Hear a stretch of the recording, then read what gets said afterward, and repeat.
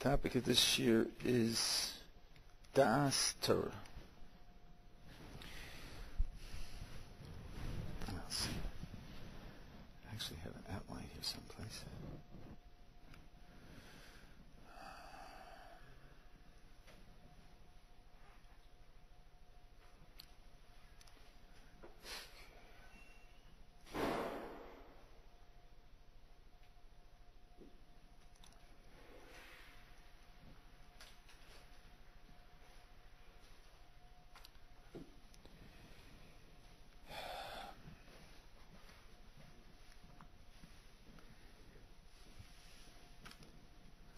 The way the term Das Torah is used today, it means that any decision that a person makes, any position that he takes, anything that he believes, any of his values, should be determined by the sum total of Torah scholarship and Torah understanding that's relevant to the subject.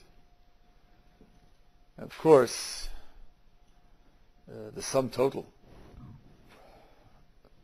How would a person have access to the sum total of Torah knowledge and understanding that's relevant to his subject?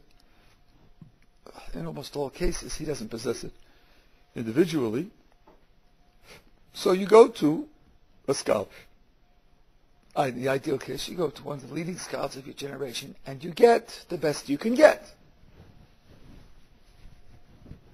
It's not perfect. No human thing is perfect. It's not as good as it was 500 years ago or 1,000 years ago. That's true. But you get the best you can get. Because you want whatever you're doing to be as informed by, that means made into, formed by, influenced by, determined by the Torah, where it's relevant to what you're doing. Now, if I put it that way, it might be hard to appreciate that this is a controversial topic. This is a controversial topic. How could this be controversial? The Torah addresses every aspect of life, and that being the case, if there's anything I want to do, the Torah addresses it, then I want to do what the Torah wants me to do about it. Nevertheless, there's a lot of controversy, the majority of which is irresponsible, the rest of which is well-meaning but ignorant, where people question the invention of the term. I've seen one writer say that the whole term and concept were invented 100 years ago. And they were invented for political purposes, so that certain political organizations, Das Torah. It was invented so certain groups could have control over the population, they wouldn't think for themselves, and so on and so on. As a matter of fact, the term is found in the Gemara in Chulin, so it's a term that Chazal use. I want to share with you some sources to show you how far the idea goes. The idea that your decisions and your policies should be formed by the best Torah information of the times. In sources that anybody who's faithful to classical Jewish sources cannot possibly deny.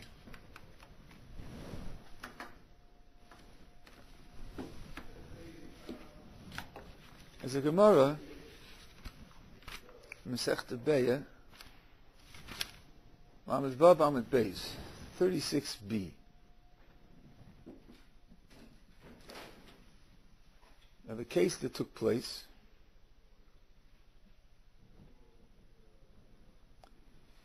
the Gemara says this.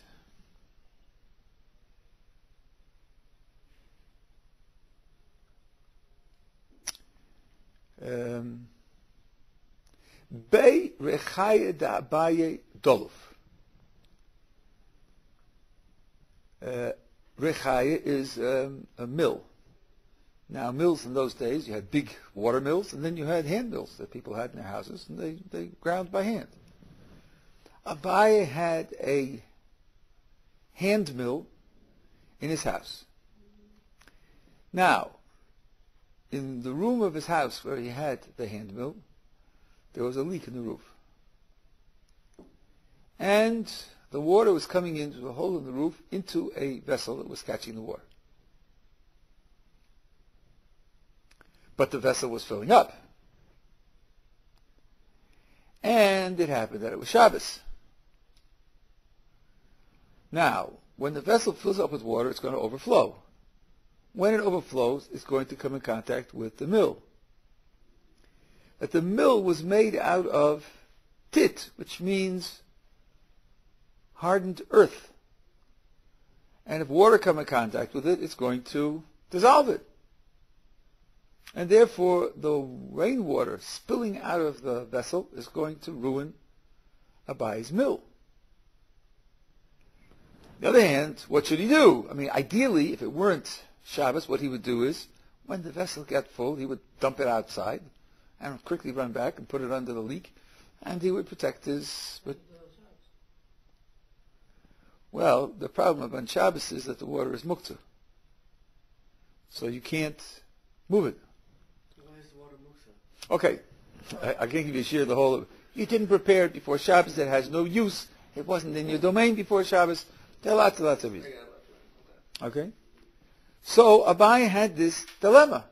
What am I going to do to save my mill? Asalakami de Rabbah.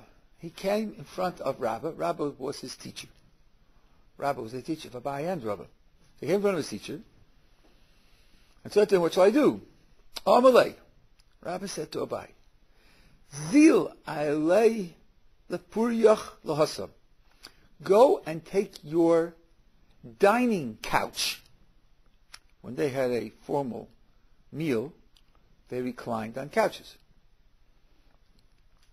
Go and take your dining couch into the room that has the hole in the roof and the mill. Now, that vessel's filling up with the dirty water pouring in from the roof. That's pretty disgusting. It's dirty and it has a bad smell and so on and so on. And we have a rule that something that's disgusting you may remove on Shabbos. Even though it otherwise would be muktzah, you're allowed to remove it. So, when the water fills up and it's disgusting, then afkei, then empty it out. In that way, you can empty out the vessel. Every time it gets full, you can empty it out again and save your meal. Okay, Yosef Abaye. Abaye sat, kakashale, and it disturbed him. This statement of Rabbah's disturbed him. Do you act in such a way as to create a situation where something is disgusting to you so as to be able to move it? Are you allowed to take action where, after all, I'm not eating in that room. I'm not reclining in that room.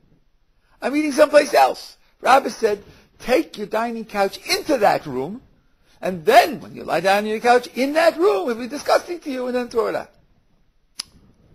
Is that the appropriate thing to do? Now, the commentators do talk here about the general principle. Are you allowed to make something disgusting so as to be able to move it? And as general principle, to act on an item, to make the item disgusting so as to have an excuse to move it, is not permissible. It's not permissible. But that's not exactly what's happening here. It isn't as if I want to move X, so I crack a rotten egg over it, and now it's disgusting, so I move it because it's disgusting. That's not what's going on here. He's not making the item disgusting. It's inherently disgusting. But he's not there. So Rabbah says, move in there. When you move in there, then it's disgusting. You can move it out. So Abai thought to himself, okay, it's not exactly the same as what I know is forbidden, but it's similar. Should you do this? Shouldn't you do this?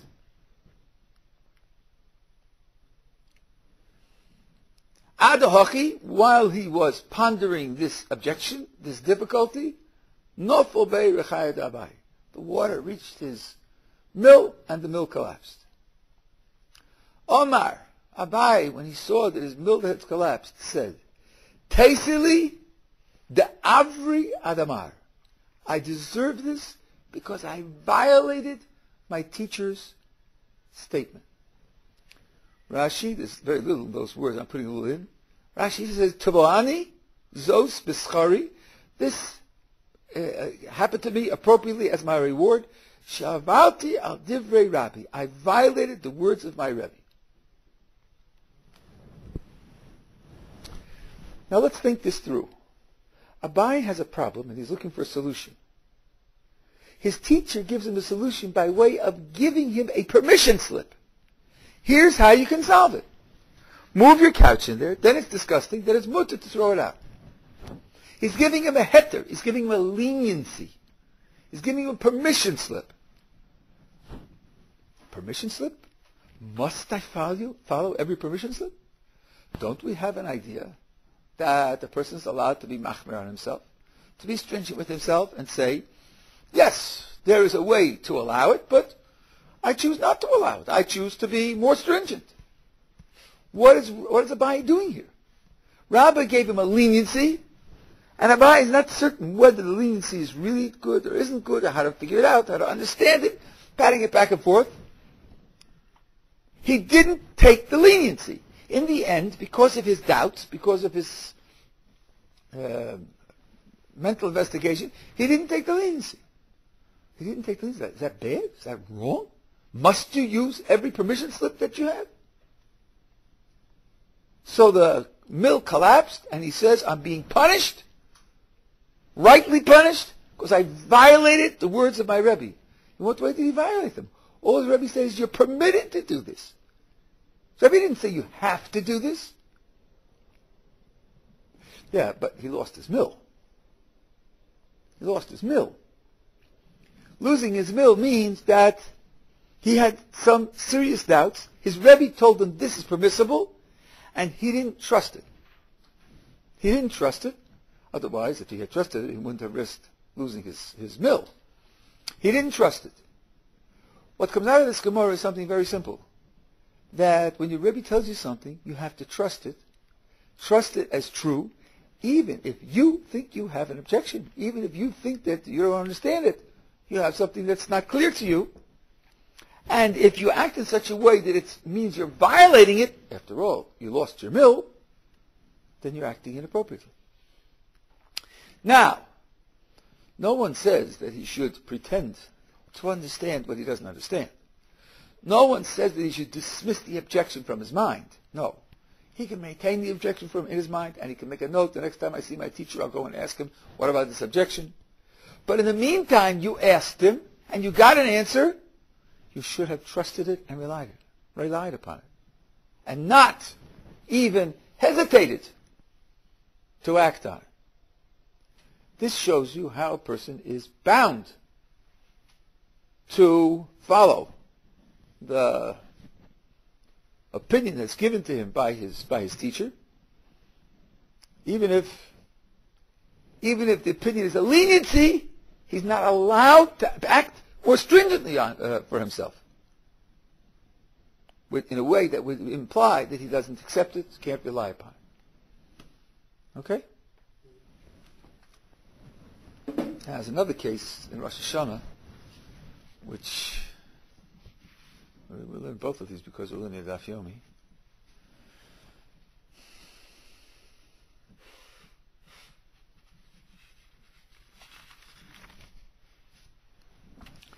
The Mishnah here is talking about using a sighting of the new moon to declare when the new month should start. And the Mishnah has some considerable astronomical information about what is possible to see, what is not possible to see. And since the rabbis were in possession of this astronomical information, when a witness came and declared that he saw the new moon, they could ask him, where did you see it? When did you see it? Was it before the sun, behind, or after the sun? Which way was it pointing? How much time was it up? How big was the crescent? And they could determine often whether this witness was either lying or making an honest mistake by confusing some other image with the moon, or whether what he's saying is accurate. Two witnesses came to Rabbi Gamliel. Rabbi Gamliel was the Nasi, the political and religious head of the Jewish community. And they gave a report as to how they saw the moon. And he accepted their testimony and declared that that day was Rosh Chodesh, which meant the previous month was only 29 days. It so happens that the day on which he did this was the first of Tishrei. That means it's Rosh Hashanah. And he declared that that day was Rosh Hashanah. Rabbi Dosa ben Hurkanus said that the witnesses are liars, because on the basis of my astronomical knowledge, I know they could not have seen what they claimed to see. And Rabbi Gamliel, who accepted them, made a mistake. Rabbi Yeshua, hearing both sides of the story, said, I agree. I agree with Rabbi Dosa. Rabbi Gamliel made a mistake. So they have two against Rabbi Gamliel. Rabbi Gamliel sent a messenger to Rabbi Yeshua, and he said, I make a decree on you that you should come to me with your staff and with a money bag on Yom Kippur that falls out according to your calculation. In other words, let's say Rabbi Gamliel declared that Tuesday was Rosh Hashanah. According to Rabbi Yeshua and Rabbi Dosa, the witnesses are liars. So Tuesday is not Rosh Hashanah. Wednesday is Rosh Hashanah. No, maybe that shows a bad example. No, it'll be Friday. So then, let's say Monday and Tuesday. He said Monday and they said Tuesday. If you say Tuesday is Rosh Hashanah, then Yom Kippur is the following Thursday. If you say Monday is Rosh Hashanah, then the Yom Kippur is the following Wednesday. Said Rabbi Gamliel, I make a decree against you. He was the Nasi, he was the leader. I make a decree on you, Rabbi Yeshua, that you should appear before me with your walking stick and your money bag on the day that your calculation would make into Yom Kippur, which in the case of my example now is Thursday. Why? Because I want a public demonstration that you accepted my position. No, by a staff. Okay, it's a good question. But anyway, there's some kind of violation of Yom Kippur to do it that way. Carrying in public or money's muktzah, whatever it is. Oh, okay. It's a public demonstration that you accepted my authority, that I said it was Wednesday and not Thursday. So Rabbi Kiva went and found him very upset. Found Rabbi Yeshua very upset. So Rabbi Kiva said, I have a teaching for you, which he actually heard from somebody else. He actually heard from Rabbi Yeshua, and Rabbi Yeshua forgot about it. That whatever Rabbi Gamliel does is done. The court controls the beginning of the month. When the court decides that the month begins, it begins. If the witnesses are right, if the witnesses are wrong, if the witnesses are lying, makes no difference. The court is in control of the new month.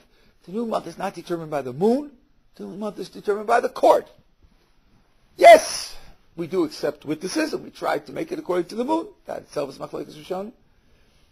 But in the end of the calculation, when the court says it is, whether the witnesses were right, whether they were wrong, whether the moon was seen, whether the moon wasn't seen, we don't care. It's all up to the court. And Rabbi Yeshua accepted it. He was very happy that, he wasn't really violating Yom Kippur according to his calculation, because he now sees that although he still believes that astronomically he's right, and the witnesses were liars, but Rabbi Gamliel declared that it's the beginning of the month. It is the beginning of the month. Now, there's a brisa that describes what happens when he arrives.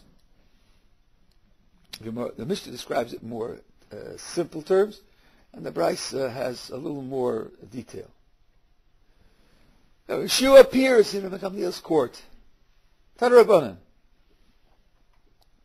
when Gamliel saw Rabbi Yeshua coming, Rabbi Gamliel got up off his chair, went over to Rabbi Yeshua, kissed him on his head, and said, Shalom Alecha, Rabbi v'Talmidi. Shalom Alecha, right? Welcome. My teacher and my disciple. Rabbi, Shalim Yaratani Torah Rabbi. You are my Rebbe, my superior, because you taught me Torah. He was a student of Rabbi Yeshua's. You taught me Torah in public. The Talmidi, and you are my disciple. Shani gozer elecha gzeira v'yato makayma. Ketalmid. I made a decree against you, and you fulfilled it as if you were my disciple. Whereas really, in terms of scholarship, you're my superior. But I made the decree against you, and you fulfilled it as if you were my inferior, as if you were my disciple. The commentators say because Rabbi Gamliel was a Nasi, he was the leader, and he therefore had the authority to do this. Now the Brisa concludes, Ashrei Hador, happy is the generation, She'agadolim nishmoyim l'ktanim, that the greater listen to the smaller.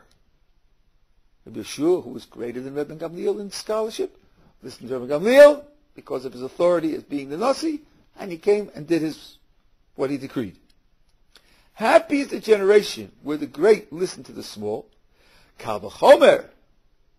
It's a kal v'chomer, all the more so. From here you have a demonstration when ktanim l'gdolim, when the smaller listen to the greater. From the fact that Rabbi Yeshua was willing to accept Rabbi Gamliel's authority, even though he was a greater scholar, what will be in a case where you have two, and neither one is the Nasi? Neither one has any extraneous authority. Then, of course, the smaller should listen to the greater.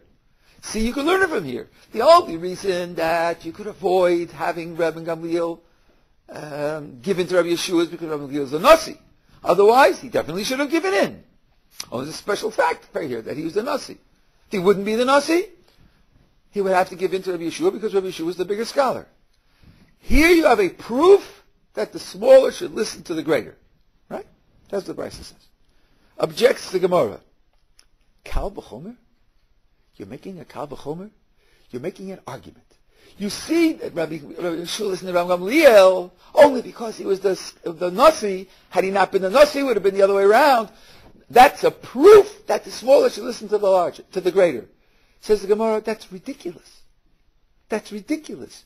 You don't prove that. Chiyubahu. It's a plain, obvious obligation. It's not the sort of thing that needs a proof. It doesn't need a proof. It's so obvious that it doesn't need a proof. The Brisa could not have meant from Rabbi Yeshua's behavior to Rabbi Gamliel. That's how we know, that's our source, that's our proof that the smaller should listen to the greater. It would be like saying, you know how I know that this, 5 plus 2 is 7? Because I heard so-and-so say so.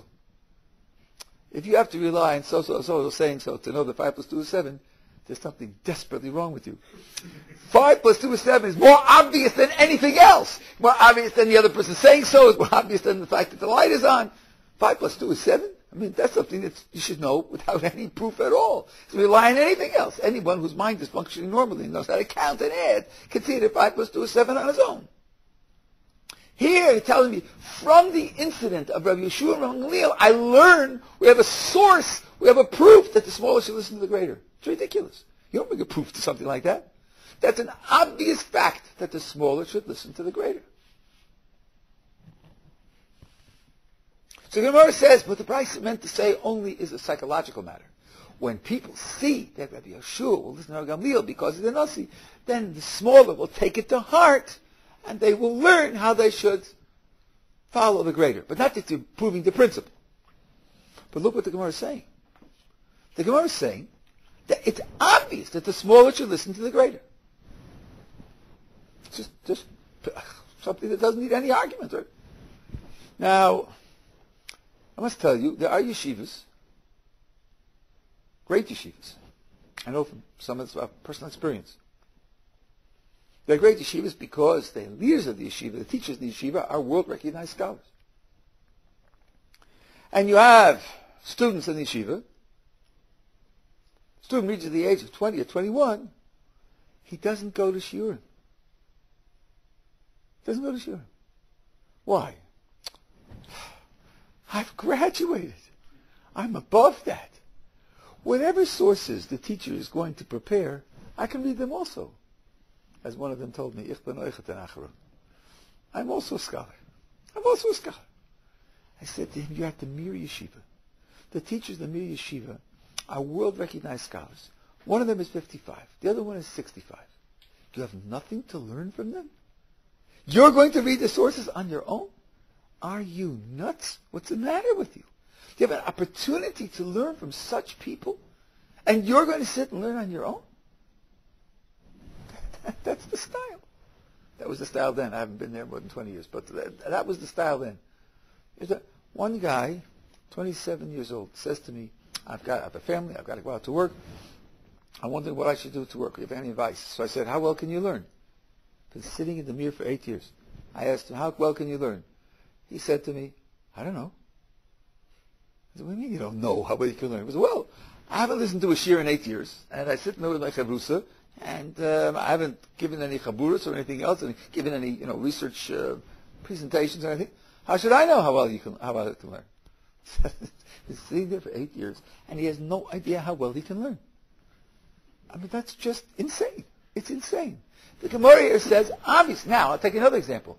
You have a problem in Hilchos Shabbos, Hilchos Brachos, some halachas that you don't know. In many quarters, what you do is, you take out the Mishnah Berurah, you look it up, and you decide it on your own. You solve it on your own. But, my goodness gracious, the Rav in the shul has learned the whole Mishnah Berurah backwards and forwards 20 times. You're looking it up because you have an index which tells you where to find it. Can you really trust your understanding?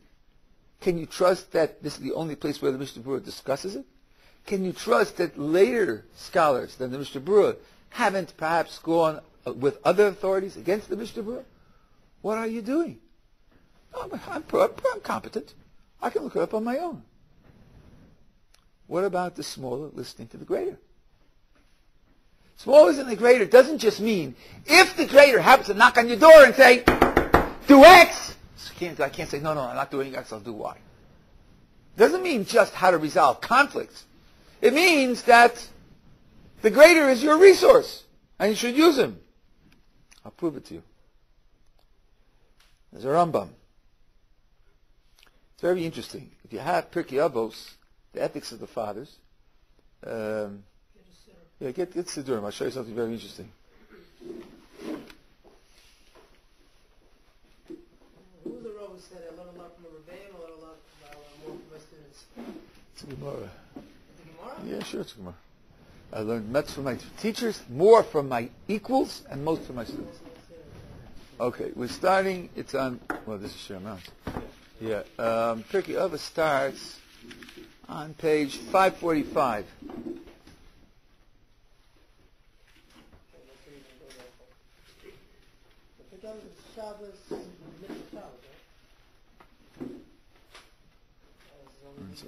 One second.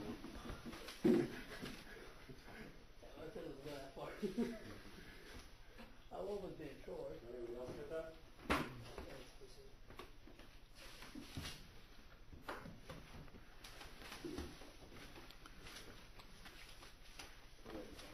Right, on page 547,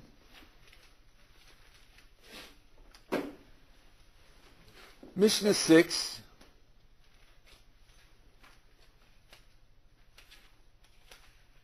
Rabbi Yeshua ben Prachia and Itai of Abel received the tradition from them. Yeshua ben Prachia says, Aseh lecha Rav, make for yourself a Rav. Make for yourself a Rav. Okay, the translation here says, accept a teacher upon yourself. But anyway, the words in the Hebrew are, Aseh lecha Rav. Make yourself a Rav. No, Aseh lecha, for yourself. Make for yourself a Rav. Okay? Now,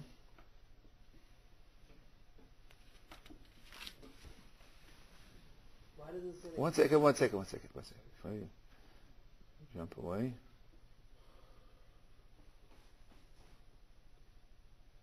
Take a look at Mishnah 16. The next page. And Gamliel said, Aseh l'charav. Same words. What page? 548, 549, Mishnah 16.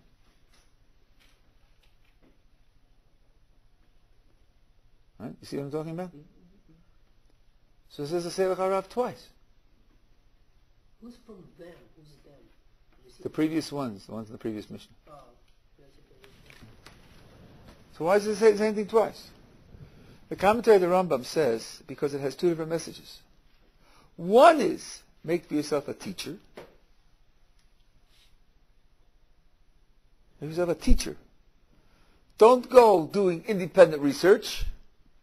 Don't just swim blindly in the information that you have. Make for yourself a teacher. And the other is make for yourself someone who will decide for you what the halacha is and what you should do. A posek. Someone who decides for you. You need a superior. It's not enough that you do the research. Aseh l'charav. Make someone for your teacher, what that person in the mirror didn't do, and make someone for yourself who paskins for you, who tells you what to do. Now, this is a Mishnah. And this Mishnah is stated quite generally. I heard from Rabbi Kaganov, who used to be in Philadelphia when I used to see him. He said, to whom is this Mishnah addressed? Presumably it's addressed to everybody. Or at least everybody for whom it's possible. So, you have a chain of scholarship. You have people who are just starting out, or people who receive little education, and who know very little. They have to go to somebody superior, who will be a teacher, and somebody superior who will decide their halakhic shabbos. What about the shul rabbi, who went to yeshiva for 6 years, and has a ordination hanging in his study? It says Aseh l'charav. That means he has to make for himself a teacher, and make for himself somebody who will give him religious decisions. And what about the local Rosh Yeshiva in Bell Harbor, Long Island, or in I can't remember where's Notre Dame, South Bend, Indiana, which has a frum community. It has a kollel there. I'm serious, it's unbelievable, huh? South Bend, Indiana has a kollel and there's a Rosh Kollel. The Mishnah is talking to the Rosh Kollel also. Aseh l'charav. Make for yourself a teacher and make for yourself somebody who gives you religious decisions. So you automatically get a chain of authority going to the top. Now, it could be that once you get to the top, there's nobody to push above. Though even at the top, it'd be very rare to find someone who's at the top in everything. It'd be very rare to find somebody who's at the top in everything. So a person who may be taking everything into account is bigger than everybody else, but a complicated shaila in ribis, which requires mathematical calculations and everything else, maybe there's one fellow who specializes in ribis, in interest taking, and you'll have to go to him. But that's the general rule. So automatically you have a chain of authority going to the top. Somebody who says, well, I lived in yeshiva for 8 years, so I answer my own shilas, and I decide my own decisions, and I learn from the Sfarim, and I don't. So then what happens to the Mishnah? The Mishnah says, Aseh l'charav. Yeah. What are the mitzvahs that are associated with this idea of obtaining a teacher? I.e., the mitzvahs about offering yourself as a teacher or becoming a student of a teacher? Becoming a student of a teacher. Finding someone who's willing to teach you. Not wandering off independently and doing your own research and pretending that you yourself are one of the scholars. And Specific mitzvah? it's a Mishnah. The word mitzvah has a lot of different meanings. It's a Mishnah in Pirkei Avos, and the Mishnah tells us what to do. Yeah. And what was somebody like what Moshe Feinstein did? So that's what I said. If you're at the very top, then it may not be possible for you. It may not be, although, as I said, even if you're at the top in general terms, there'll still be specific areas where you're not at the top. For example, there were certain poskim who specialized in technology. Technological shadas. They can use a crock pot on Shabbos. They can, our fluorescent lights, fire. Technology, right? And other abundant who may have been greater in other areas, when it came to technology, they just never learned it up. They never analyzed that. So if a question of technology, they'll have to go to them because they're the specialists in technology. My Rebbe told me 40 years ago that there's the age of specialization. People become expert in particular areas, and then we can rely on them for those particular areas. Yeah. If you have someone who's at the top, it's possible as possible, there's still the benefit to just talking with someone who's below you just to get, I'm saying without dealing with Okay, listen, I'll repeat the question for the tape. Even if you're at the top, is there anything beneficial in talking to people who are below you? I want you to know, yes, a very good question. There's a Hasidic idea that having someone that you treat with respect, having someone whom you go to, is important for your spiritual life altogether. And it could be that, as one, I forget who said this, but to accept someone who's superior to me as my teacher, there's no kunz in that. He's superior, so of course he should be my teacher. The kunz is to accept someone who's inferior to me as being my teacher. Now that sounds a little funny. Why would he be my teacher? Okay, there are deep things here. The Mishnah in Pirkei Avos says, Eizu chacham halomed mikol adam. Who is wise? Someone who learns from every person. The deep reason is because every person has a soul. Every soul has unique characteristics. Every person was put in the world for a different job, for a different tikkun. And that means I look at each person in the world, there's something in his soul that isn't in mine, something in my soul that isn't anybody else's soul. I could learn something from that. The soul, after all, is a manifestation of God. So, even if I'm greater than that person in general knowledge and general intelligence and general experience and age, which often go together, it's not fashionable to think about it that way nowadays, but it often does go together. But still, he could be 16 years old. There's something in his soul that I don't have, that I can't imagine. And if I open my eyes and open my mind and my heart, I can learn something from him that I can't learn from anybody else and I can't know on my own. So, but this is a big topic, and I don't want to go into anywhere because I want to share some more other sources with you. Yeah. When it says Aseh Hara, it doesn't say, it says make for yourself a Rav, it doesn't say necessarily greater than you. Okay, the word Rav in the Gemara means teacher. It could be a teacher of shoemaking. Rebbe in the Gemara means anybody who is an expert in an area where, and Talmud means disciple. Disciple in shoemaking. It's used across the board. But the assumption is that the Rav would be superior to the disciple. There is a phrase that you find many times in Shas. Person does something, and the comment is, Ein ruach chachamim nocha haimenu, which literally means the spirit of the sages is not pleased with him. That's enough to be a condemnation. Or positively, ruach chachamim nocha haimenu, the spirit of the sages is pleased with him, and that's enough to be an endorsement. The fact that the sages respond positively is already an endorsement, and the fact that they respond negatively is already a condemnation. That's just so now. That means that if I want to know whether what I'm doing is right, my approach, my focus, my priorities, I should submit it to the judgment of the Chachamim and see whether they're pleased with it or whether they're not pleased with it. King David, the Gemara says, he had a scholar called Mephibosheth. Mephibosheth is explained to mean embarrassment from his mouth. David said, when he discussed Torah with this person was superior to him in Torah. And therefore, King David was embarrassed when he discussed Torah with him. You see, our sources will not say that King David was the greatest. No, there was this Mephibosheth, and he was superior to King David in Torah. And the Gemara says, David HaMelech consulted with Mephibosheth on every psak. Every time he was asked to render a decision, David HaMelech went to Mephibosheth and checked it out. Because he said, I am king, and God inspires me with the Holy Spirit. So what? When it comes to a legal decision, if there's somebody greater than I, and he's on hand, why should I take responsibility for the decision on my own?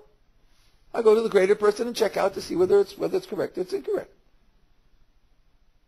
I have a question.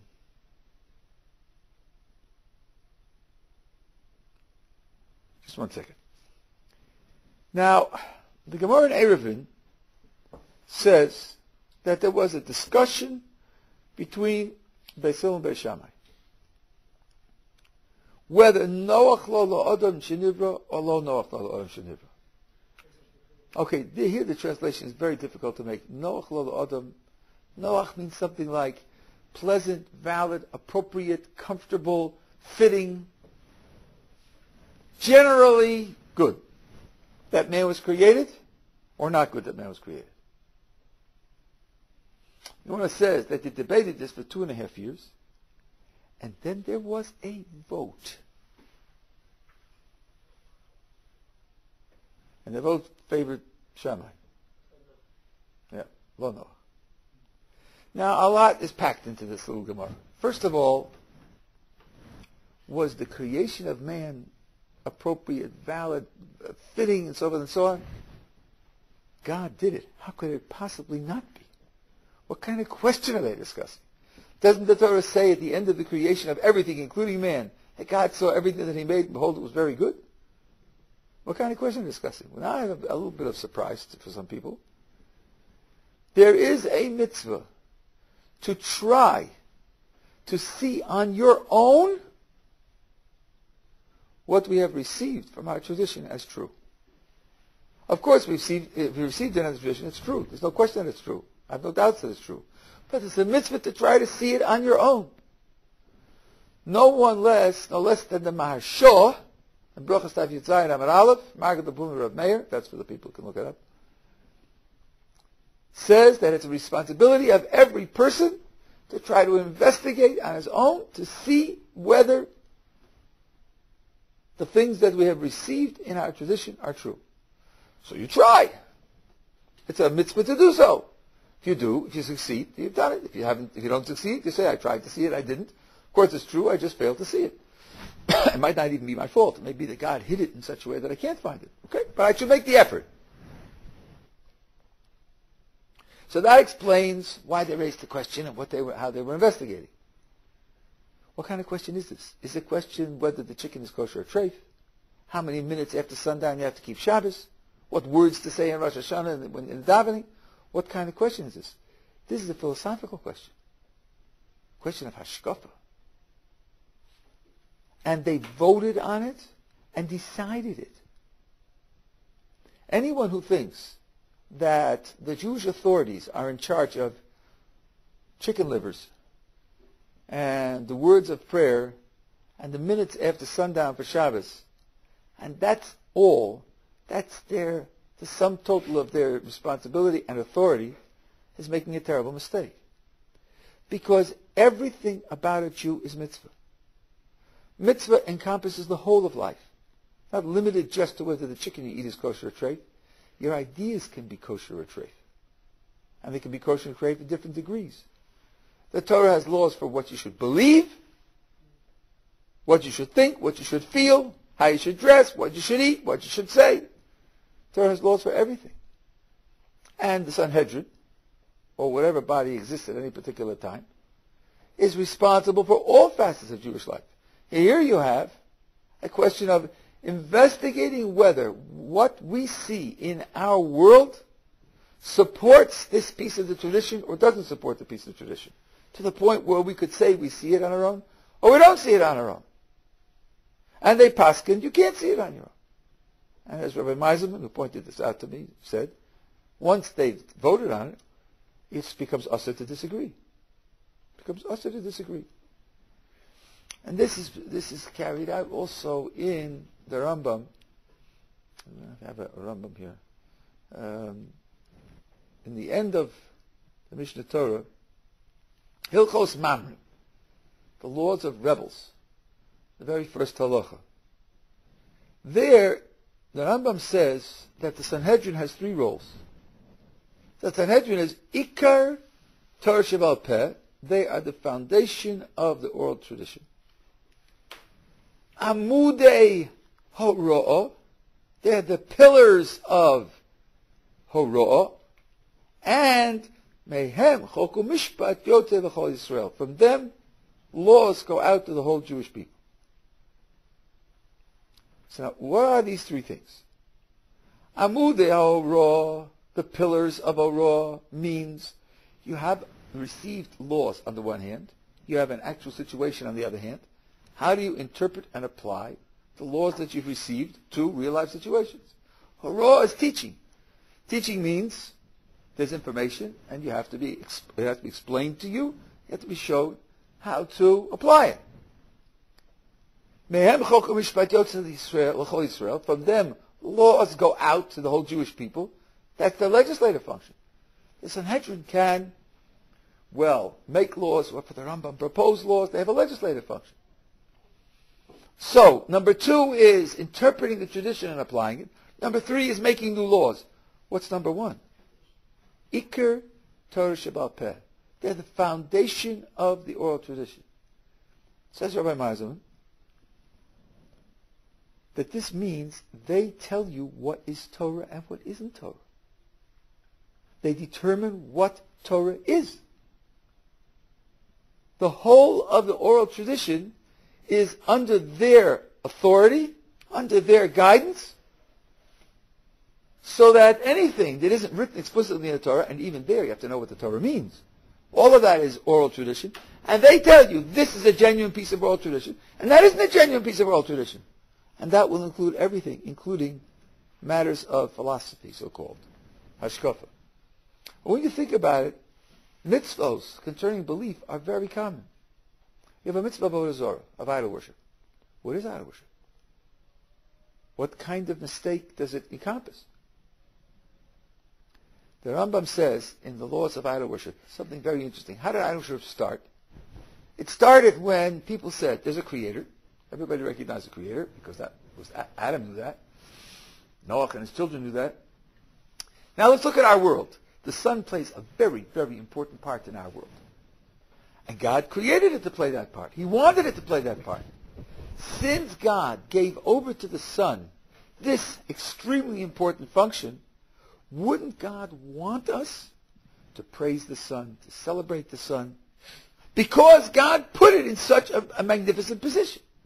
Wouldn't we be doing something pleasing to God if we would recognize the position of the sun that God gave it by expressing praises to the sun? Says Maimonides that was the first step in idol worship. That in itself constitutes idol worship. But he doesn't say why it's idol worship. Actually, when you think about it, it sounds like a reasonably good argument. God gave it that character. God gave it that position. It really is playing such an important role. What's wrong with it? Now, I have seen speculations of various kinds. I'll tell you the idea that attracts me. To utter praises to A implies that A is the kind of thing that can appreciate praise. What kind of thing can appreciate praise? Only something that has some independence. Only something that acts on its own. Then you're praising it for what it did. You imagine a scalpel performed... that's the point of the example. You imagine a surgeon who performs magnificent surgery, and someone says, "What a great scalpel! Did you see the way that scalpel cut the flesh? Did you see the delicacy with which the scalpel severed the vein? What a magnificent scalpel!" You know, it's idiotic. The scalpel didn't do anything. The surgeon used the scalpel to do what he's doing. You can't praise an inanimate object. So here's the mistake. The mistake is attributing to them enough independence to appreciate praise. And that's a terrible distortion of how the world works. Nothing works independently. God has no partners in running the world. He runs the world on his own. Okay, but that means you're being taught now what is an appropriate philosophy of how God runs the world, and what is an inappropriate philosophy of how God runs the world. And therefore you're being taught what you can believe and what you can't believe. To think that the Sanhedrin doesn't have authority over matters of philosophy is simply to ignore the fact that we have many mitzvahs of belief. Yes? There's like a car company, say like Ferrari, Toyota, which is like a sort of an abstract type of symbol and brand that obviously that produces good and respectable and reliable cars. Where do I fit into that? If I want to appreciate that company, or can I give it praise but not be an idolater? Or what sort of relationship can I have with that? You're asking I don't know why you're asking particularly about companies. You could ask about human beings as well. But take your example of company, an abstract company that produces good products. Can I praise it without being an idolater? What you're raising, in a way, is a quite tricky point. I'll give you a simple answer, but what you're raising is discussed in some length in literature.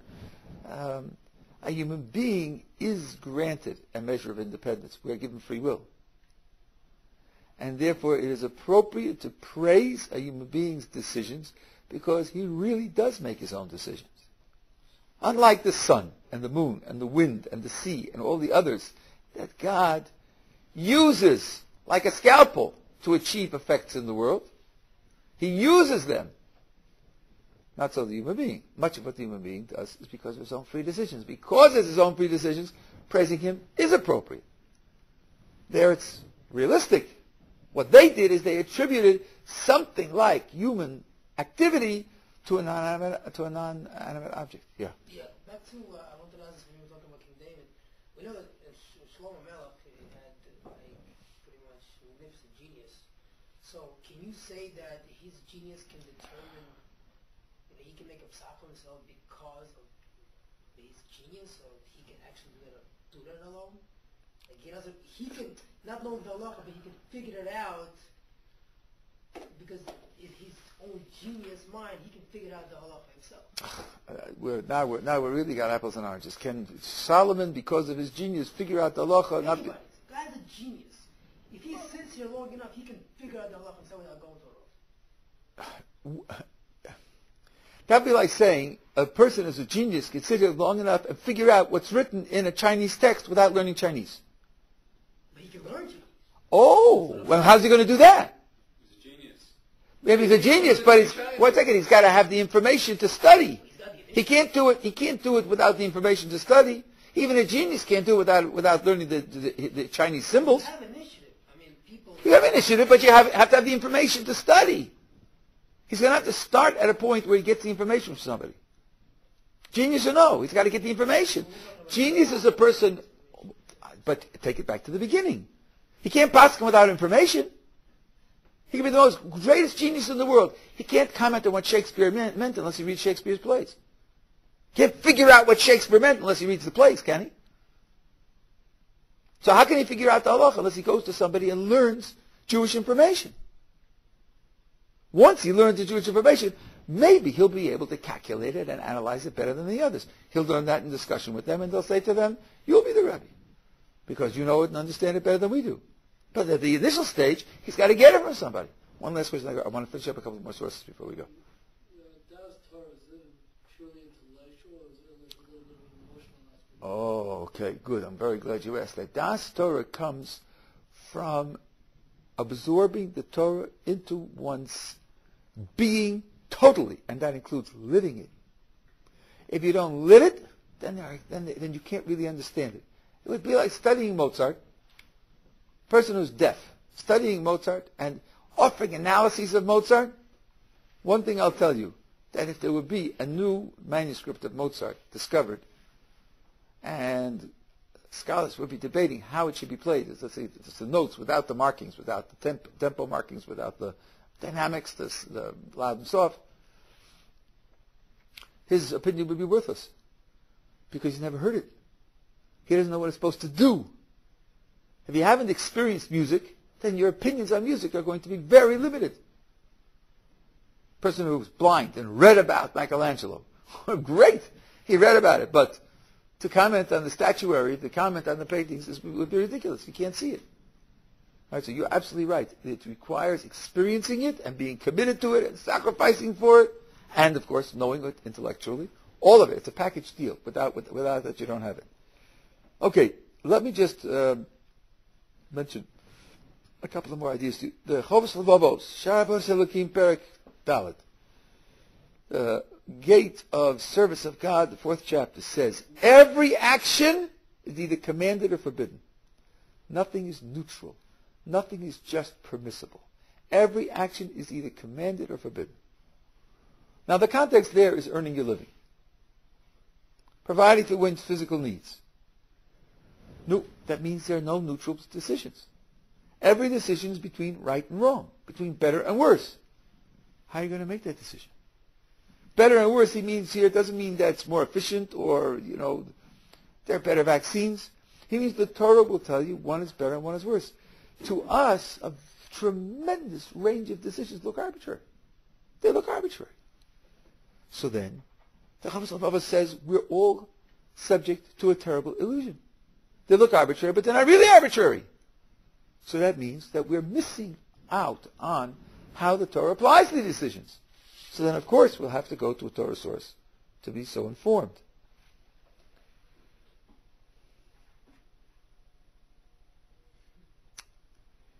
The Gemara Nida, I'm not going to go into details, but Rav Kahana wanted to know what the din was in a certain issue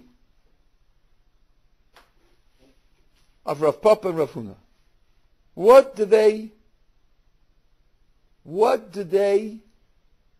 How do they live this din? So you'll say, well, how do they live this din? Why don't you just go and ask them?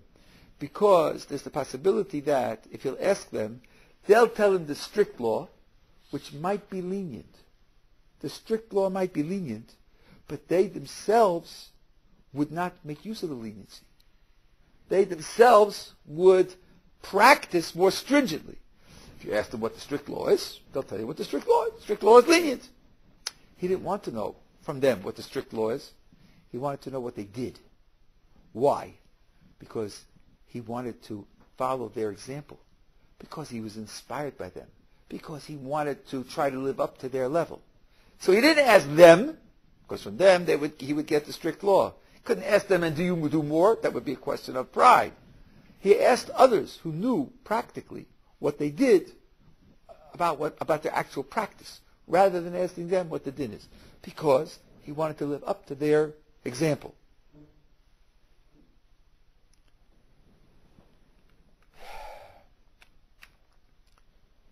So, what am I showing you? That Das Torah is something which is binding, even when the opinion you get is a leniency. You're not allowed to, certainly not allowed to take a sacrifice because you question it. It applies to every area of life. That's the way a Torah Jew lives. And I'll tell you as a final observation that this, I think, is the key difference between movements. There are movements that have absorbed this principle and live by this principle.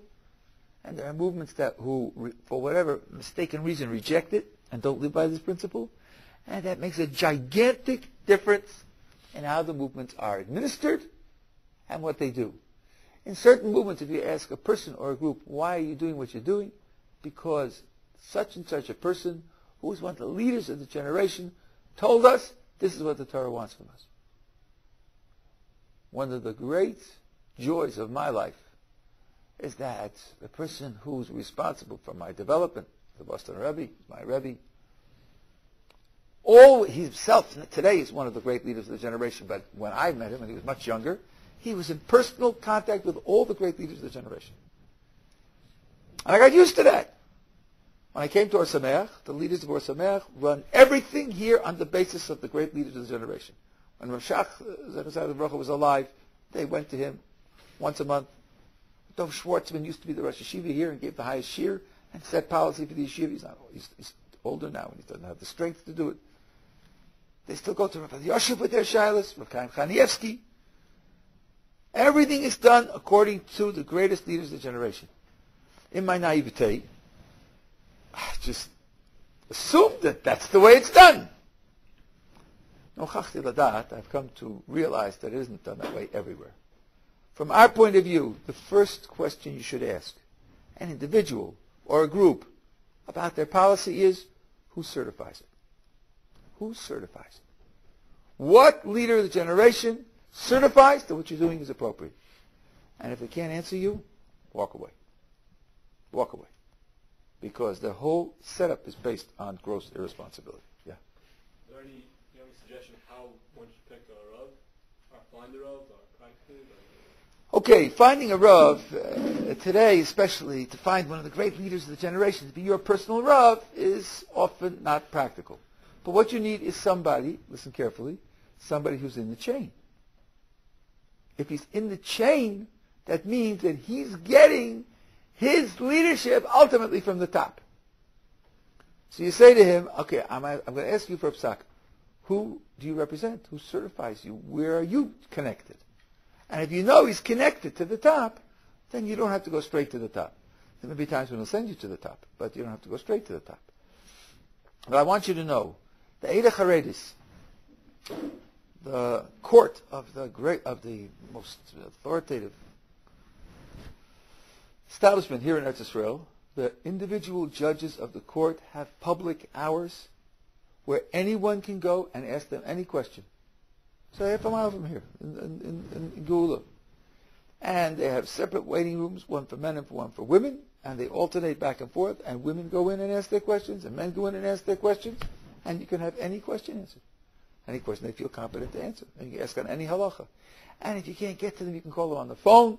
And if you need them in the middle of the night, you can call them in the middle of the night. I have a daughter who called one of the post-give at 1 a.m., and she started to apologize, and he said, don't apologize.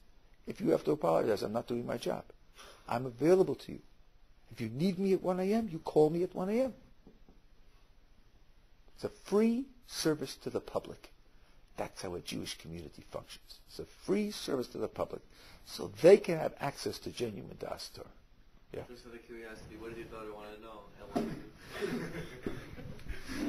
She didn't tell me. So. Thank you. You're welcome.